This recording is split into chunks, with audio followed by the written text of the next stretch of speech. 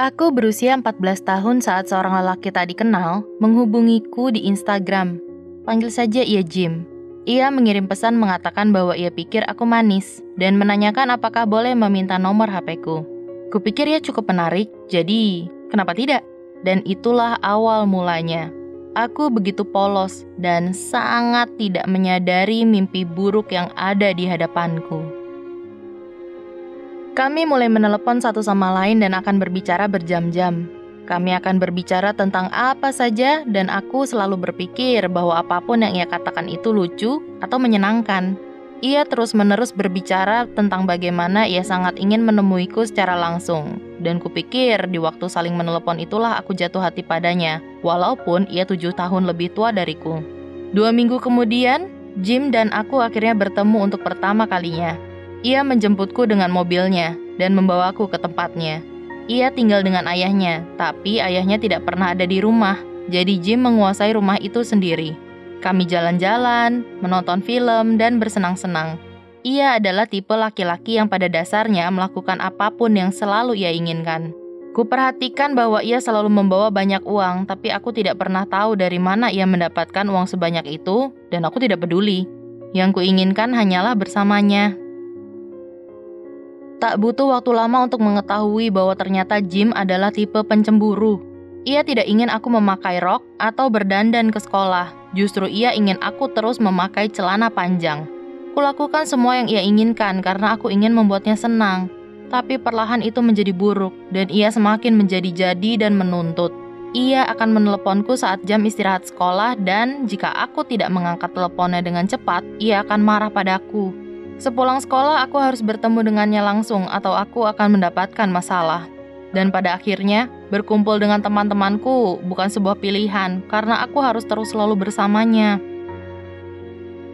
Setelah beberapa minggu, ia menginginkan lebih dari sekadar ciuman. Aku masih muda dan tidak berpengalaman. Aku tidak siap untuk itu semua. Satu hari kami di kamarnya dan ia mencoba membujukku untuk melakukannya. Kukatakan bahwa aku tidak mau dan kucoba mendorongnya, tapi justru ia menyuruhku untuk berhenti merengek.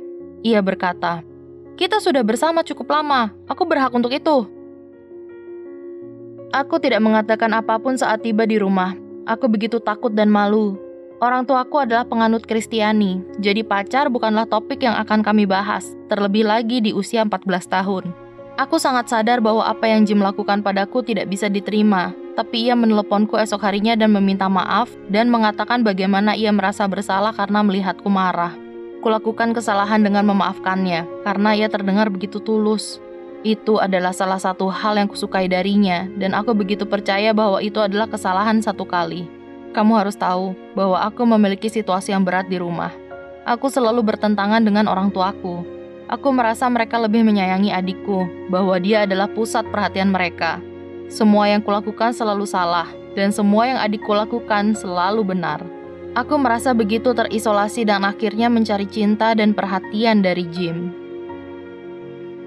Jim meminta maaf. Ia berkata ia menyesal bahwa ia bukan dirinya saat itu, tapi kesalahan satu kalinya itu terjadi lagi dan lagi. Aku tahu aku tidak ingin ia mengendalikan hidup dan tubuhku, tapi aku terlalu takut untuk menolak karena aku tidak memiliki siapapun kecuali dirinya. Aku tidak pernah bertemu dengan teman-temanku lagi, dan akhirnya mereka tidak bicara lagi padaku. Orang tuaku hanya akan berdebat denganku.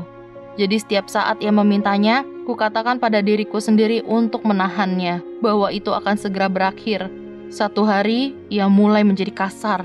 Pertama, itu hanya saat aku menolak pergi ke kamar dengannya, tapi kelakuannya semakin memuncak. Ia akan meluapkan amarahnya saat aku menertawakan sesuatu yang menurutnya tidak lucu. Ia bahkan melempar barang padaku. Aku mulai takut padanya. Satu hari Jim kedatangan 2 orang temannya. Pada satu titik, ia sangat marah padaku tanpa alasan.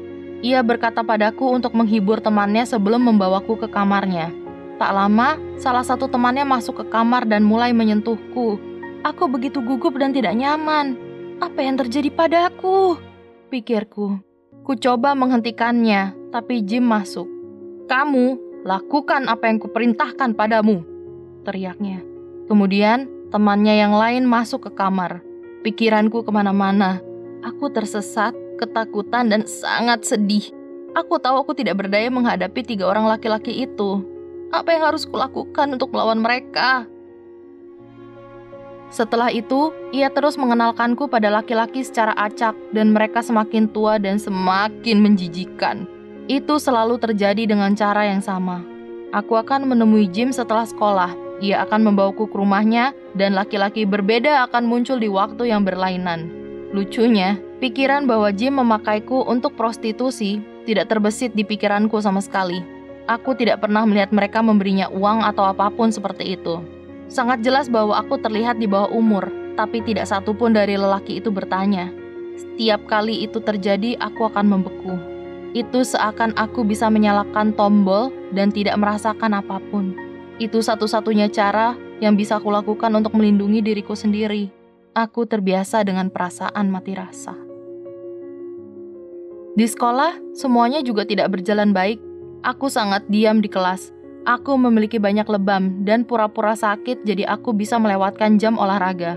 Kepala sekolah menyadari sesuatu tidak beres dan sering menanyakan padaku apa semuanya baik-baik saja atau apakah aku ingin mengobrol. Aku membuat alasan-alasan saat mereka melihat lebamku. Aku akan mengatakan hal seperti, aku melawan seseorang karena mereka tidak sopan pada mamaku. Aku sepertinya bisa membiasakan diri untuk beberapa saat, tapi akhirnya aku merasa sangat kesepian dan terisolasi. Orang tuaku juga menyadari bahwa ada yang salah denganku sekeras apapun aku berusaha menyembunyikan kenyataan. Begitu sampai di rumah, aku berlari langsung ke kamar, mematikan semua lampu dan bersembunyi di bawah selimut untuk memastikan mereka tidak menemukan bekas memar jika mereka tiba-tiba masuk. Aku bersembunyi di cangkangku.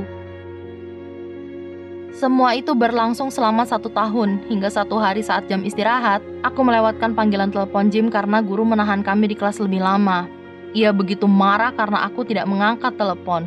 Ia mengirimiku banyak pesan mengancam yang bertuliskan bahwa ia tahu di mana adikku dan akan membawanya. Aku berlari keluar dan menangis sampai salah satu teman sekelasku melihat dan menanyakan apa yang terjadi. Dengan putus asa, kutunjukkan semua pesan Jim, bahwa ia memaksaku bertemu banyak orang asing. Dan perlahan, ku beritahu ia semuanya. Jadi tentu saja, ia memberitahu mamanya yang akhirnya menelepon orang tuaku dan sekolah. Aku membencinya karena memberitahu semua orang saat itu, tapi jika diingat-ingat, aku bersyukur ia melakukannya.